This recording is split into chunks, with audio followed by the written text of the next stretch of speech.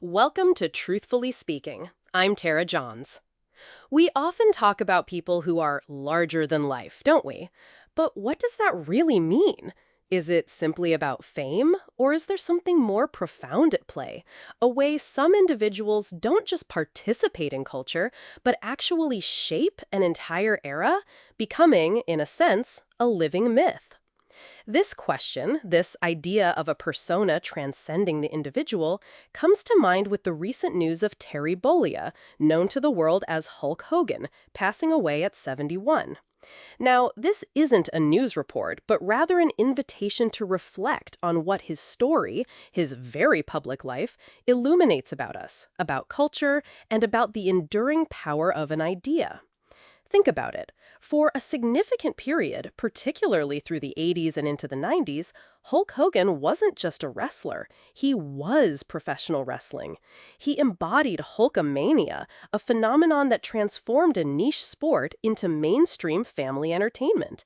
He was the hero, the one who told you to say your prayers and take your vitamins. He built an entire narrative, a collective experience around himself.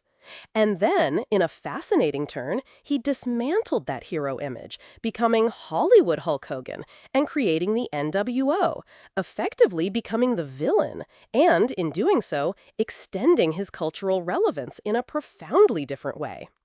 What does it take to become that? To not just play a character, but to be the character to millions?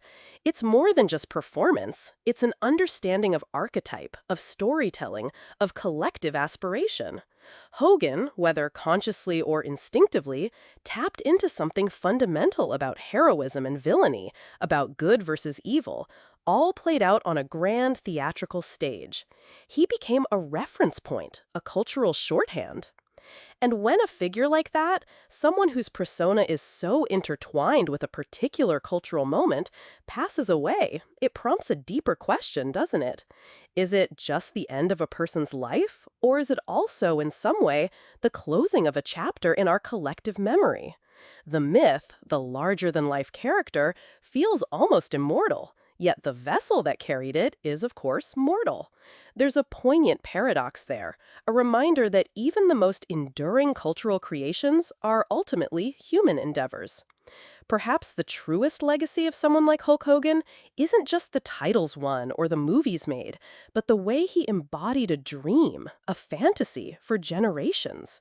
And that kind of impact, it lingers long after the final bell. If this was valuable, feel free to share or subscribe. I'll be back soon.